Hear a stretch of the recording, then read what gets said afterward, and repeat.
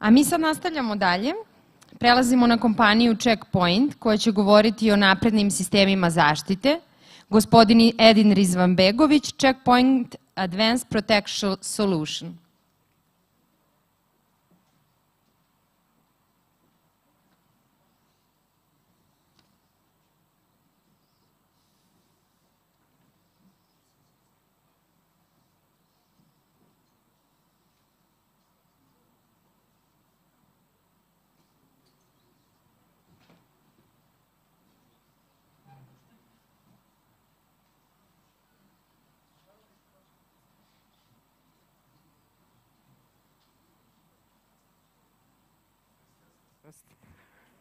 Hello?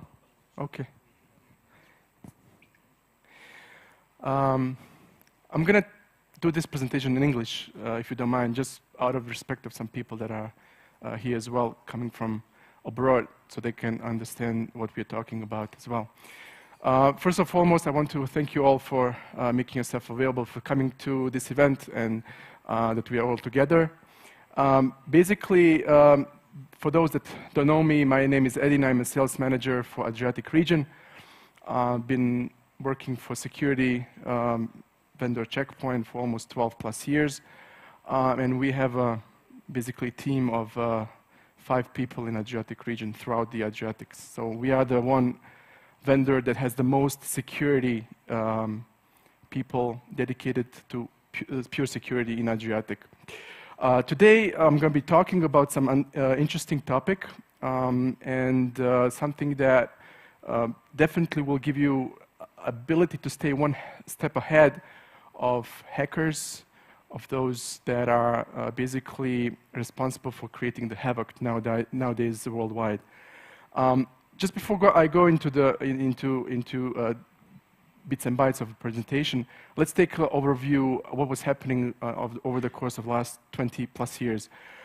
We have seen the tendency that you as a customer have been working and developing and buying best-of-breed security solutions. And that was fine and good because security back then was not integrated, networks were differently designed. Now we see tendency of more and more different aspects of security, different networks. Now we're talking about cloud, we call about mobility. So there's no any more networks where you say, this is the internet, this is my perimeter, this is my internal environment. Now everything is mixed and matched. And this is exactly when we talk about security is the gap that you don't know, the gap that you don't see, and these point solutions really don't talk to each other. And nowadays, because we see the networks are becoming more and more automatic, this is becoming more complex for you to maintain, and let alone not even to mention about engineers that you have in your staff that you have to train every year to be compliant and to be able to manage that security solution that you bought. In a nutshell, Checkpoint is making things simple. Through one centralized management console, you can basically manage all aspects of your security, be that mobility, be that endpoint, or your network. For those that are Checkpoint customers already, you're pretty much, I would say, covered. However, that's not good enough, and we will talk about why it's not good enough. So if you see on the right side, next generation firewall, threat prevention. Next generation firewall, everyone has one, right? Threat prevention is more designed and is defined signature-based. So we talk about on top of firewall, IPS, URL filtering, application control, anti-bot. However, well, while you're covering a wide aspect of security, we'll be talking about now the third layer, which is advanced threat prevention, which for those that are already Checkpoint customers can, by only buying the special license on top of that, cover this portion as well. And I'll be going and talking about mobility as well briefly.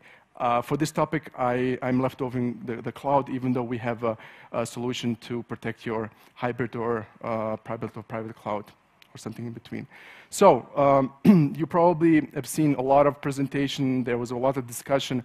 How are people, the hackers are introducing themselves into your environment? First of all, as I mentioned last year when I was talking about, first what they do is they look at your LinkedIn profile, Facebook, whatever, and making profile what they want to attack and who they want to attack. And typically, and the cheapest way to do it is through web or rather email, right? They introduce themselves, the email looks legitimate, and typically they come through the attachments. And now when we talk about just email, it's all aspects of things that we carry with us today. It's also mobile phones, right, laptops. How about those laptops and machines that are leaving your environment? They're exposed to those attacks as well, because people are taking their stuff with them, they go to work, and they can get infected, especially if they give someone at home to play with their computers, right? And all goes back to, you know, some malicious website, some drive-by downloads, or to infect your machine and actually steal information. So who are the guys that are actually going after it? And we basically divide them in two. The cyber criminals and state-sponsored agencies. They all have different goals, but they're doing the same thing, just with different ways. So for the cyber criminals, and you guys heard about CryptoLocker, you heard about WannaCry, you know, those ransomware, okay? It's all about the money at the end of the game. But for the state-sponsored, it's political, trying to create havoc between the nations, right? And typically they have more money. They're creating the budgets. I'm just gonna, because I have only 30 minutes, I'm just gonna tell you one personal story. I was in a meeting with a customer, and I was sitting with them, and typically I ask, you know, were you exposed to certain ransomware?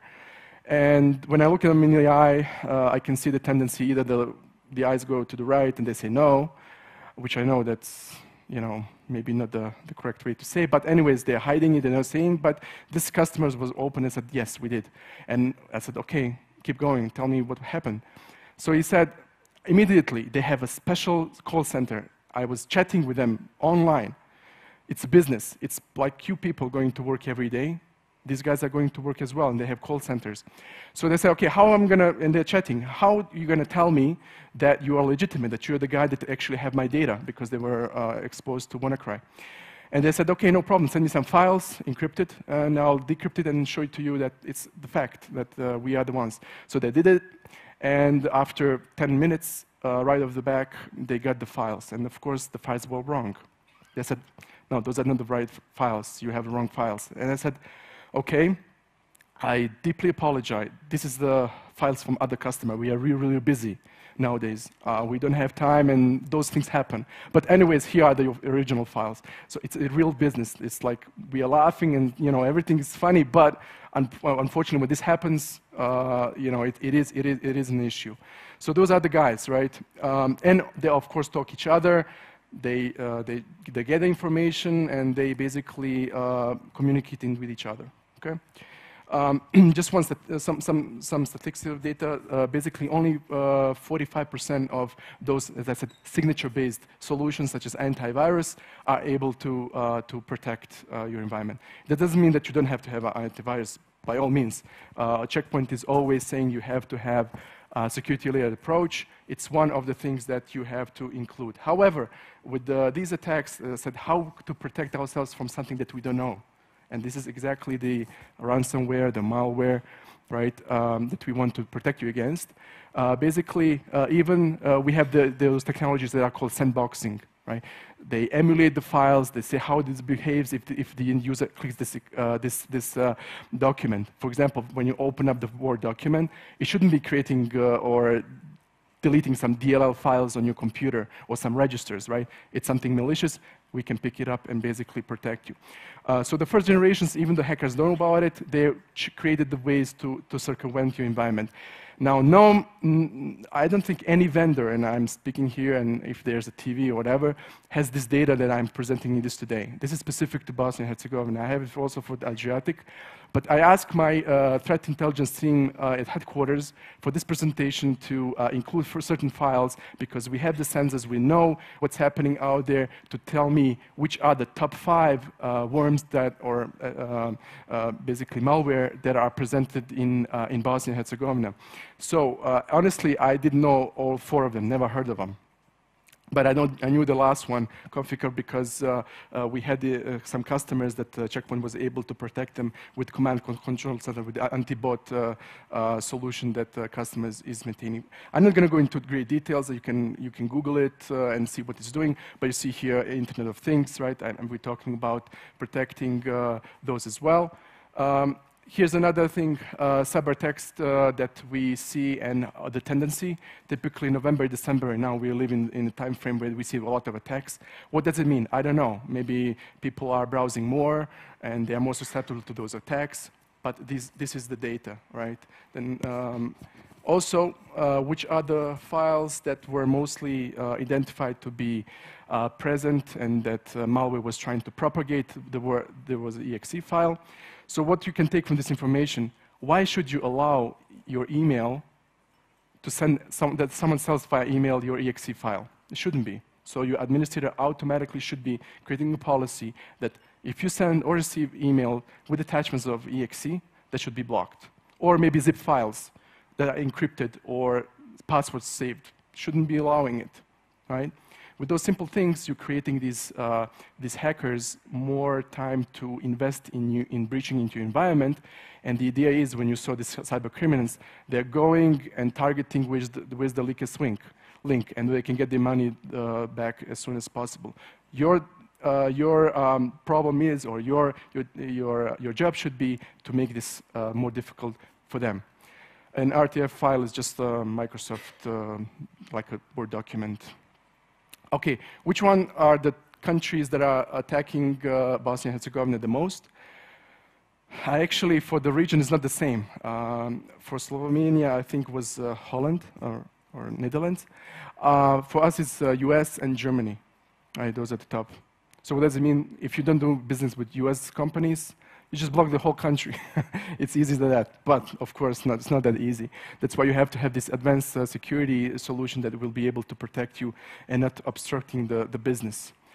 Okay, so how to protect those advanced threats of something that we don't know? And we talked about it in the last couple of years, but we're always trying to stay one step ahead and analyze where we are and where we can be. So we basically defined by 3 steps. Previously, or most importantly, your security solution has to be secure. First of all, no one can hack into it, into your firewall. And you can Google and see how many of those were being exposed over the years, which one had the backdoor. So also, your infrastructure has to have a technology that should be put in prevent mode. The tech mode is not good enough. It's good to know, right? But it has to be, it's too late once there, right? Second thing is containment. So if that machine is being breached, it should be separated from your environment and basically cleaned. And the third thing is analysis. In this analysis, we have only companies that are doing just that. When there is a breach, someone calls in and they have Eagle Scouts and guys that are coming in and defining what happens in your environment, where it entered, what caused to your network, what was the damage, and then you have this forensic analysis, and you can go ahead and bolster your security posture, and especially if you have to report it to a certain agency, you have to report their breach, right? So those are the three steps. We're going to go quickly through all of them. So the first one is prevention. How Checkpoint is preventing with something that you don't know. WannaCry, Petya. For example, one bank with Petya was attacked. The bank was closed for 3-4 days.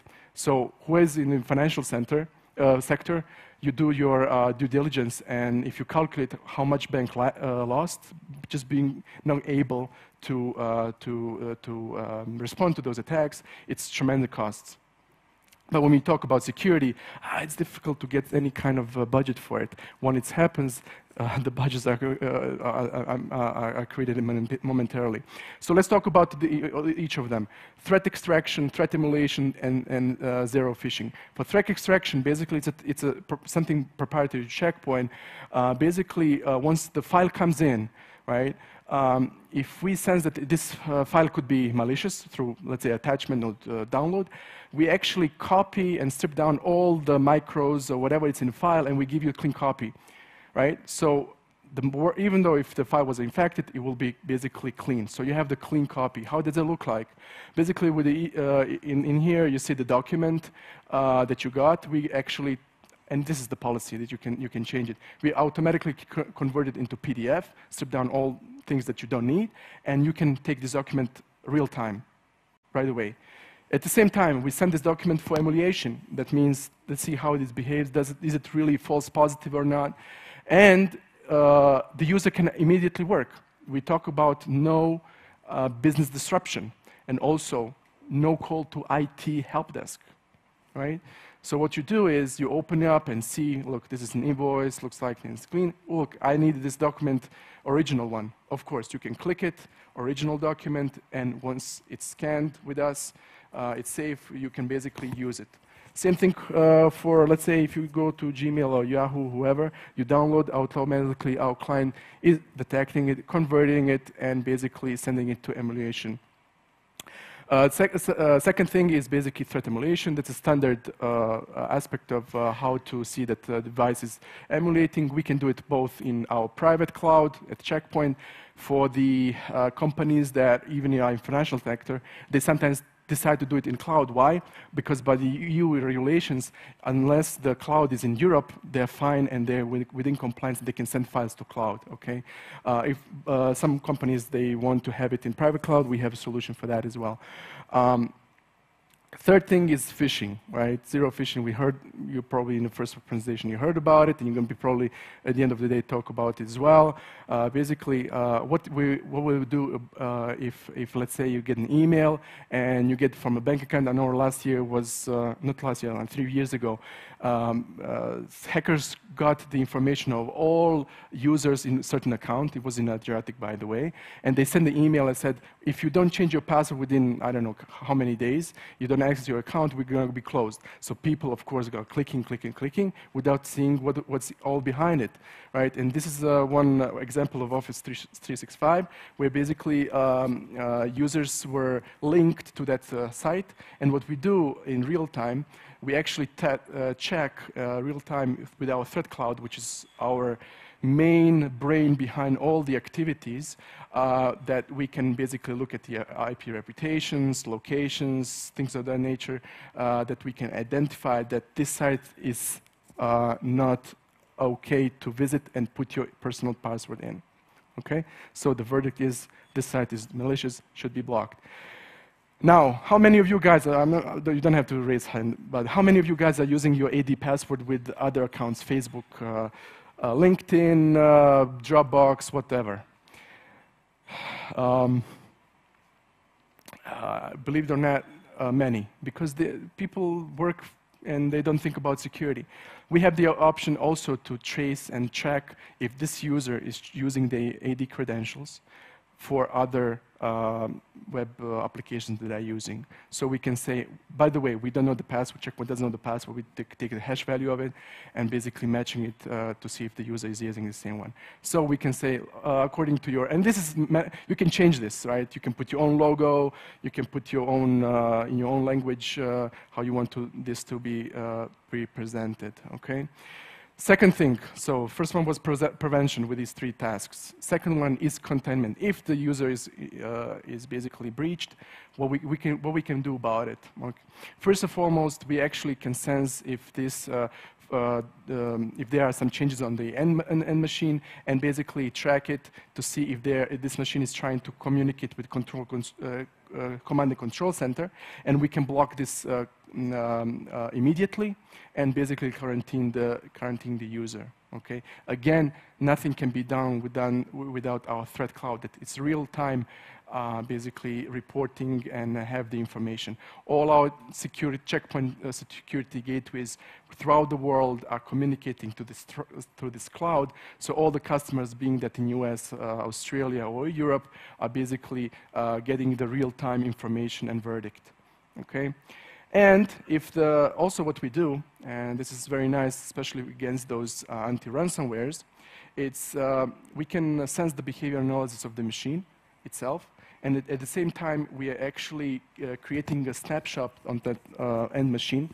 And why you're going to hear soon after I talk about how we prevent this.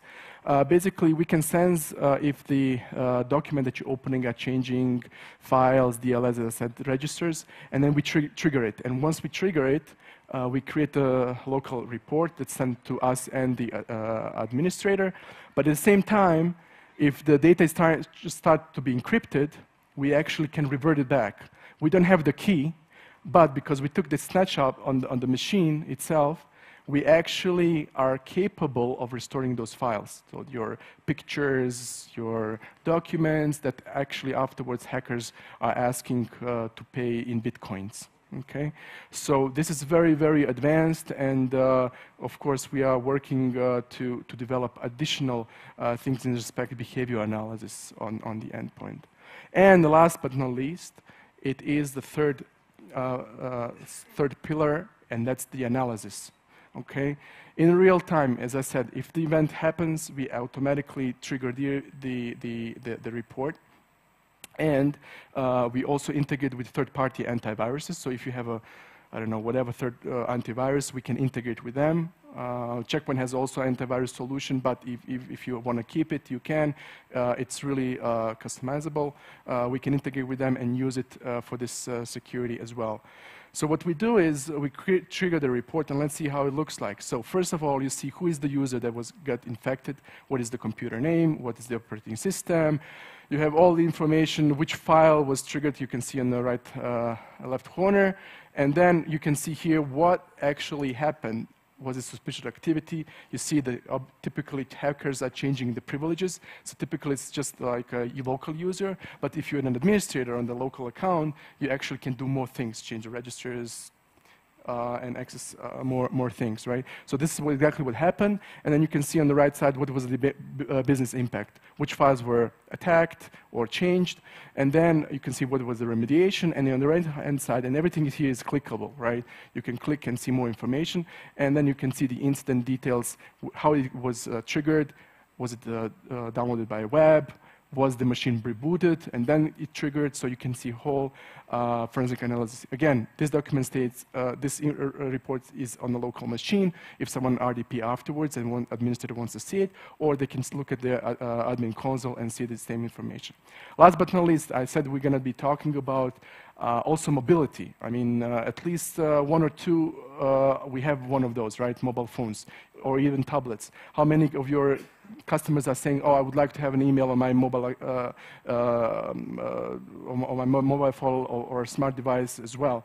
So what the Checkpoint does is it's suite of this family as well. As you see, SandBlast is everywhere. SandBlast on the network, on the endpoint, on the mobile. So Checkpoint, and I've seen a lot of requests from customers to say, "Oh man, is someone sniffing on me? Is someone listening to my phone calls? Do I have certain applications that are malicious on my phone call?" I said, "Okay, here's a demo. Just run scan and see what's happening." So what we do is basically, once you have this app, we are looking at three things, and I'm going to show you here. It's my device, so the operating system itself. It supports Android as well as iOS. So my device, my applications, and my network. My network is basically when I'm connecting to the hotspot. So you have seen probably that a lot of things happen, that someone sits in a car, opens up his hotspot, and you're connecting to it, and they are basically man in the middle. They can see what you're using, how you're using, who you're communicating with, right? So this is detecting it. It's detecting the man in the middle.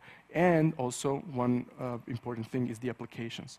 How many times, let's say if TeleGroup had the application, and instead of handing you over these name tags and with the agenda, they can do it through the mobile phones and probably through the apps, right? And you can real time see who is next and what's the agenda. What can happen is that these applications look on Apple Store just legitimate, such as TeleGroup, I can trust them. You just install it. It can happen that the hacker changed that application, uploaded it to the cloud, to Apple Store, whoever, because Apple checks the application just once they approve it. Afterwards, the upgrades, they're not checking it. So don't think that Apple is it's a little bit more secure, but not as secure. So we can actually detect the signature, the certificate of it, and basically we can define and see if this application is okay or not. Again, this application talks to our cloud, and we can actually identify if it's okay or not. Here's the one example for the Wi-Fi, and it will actually give you the verdict if the hotspot is wrong or not. Also, Regarding spear phishing, they call it now, for the SMS, they call it smishing. Basically, you get communication throughout the other media that you can get certain links through your smartphone. Again, same thing what's happening on your laptop or desktop, same thing is happening on mobile phones. And there will be more and more attacks on the mobile phones, that's for sure. So we can identify if someone sends you a certain link, we can identify that link is okay or not to go to. So we can now automatically identify. So I think my time is up very soon. I was talking very fast, sorry about that. However, as a summary, Check Point has advanced security solution for you. It's scalable, it's one manageable platform. And in security, simplicity is the key. If you cannot track, you cannot see, and cannot basically react on time, you're losing and you don't even know that you're hacked, okay? For the anti-ransomware, for the protection against all kind of malware, Check Point has, who is existing Check Point customers, just by upgrading with a license, they can actually take advantage of these advanced protections. Again, attachments, malicious units, links, and we can do it end-to-end, from the endpoint client all the way to the mobile phones.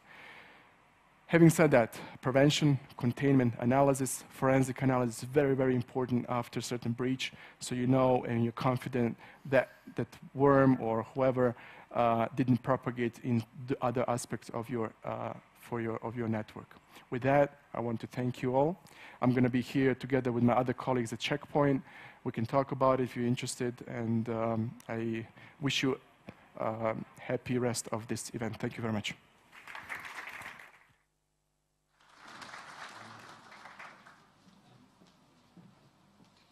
Hvala, Edine. Sada idemo na kratak predah, na kafe pauzu, pa se vidimo ponovo u 13:30. Očekuje vas još dosta zanimljivog sadržaja, tako da imate dovoljno razloga da sa nama ostanete do kraja konferencije. Vidimo se u 13:30.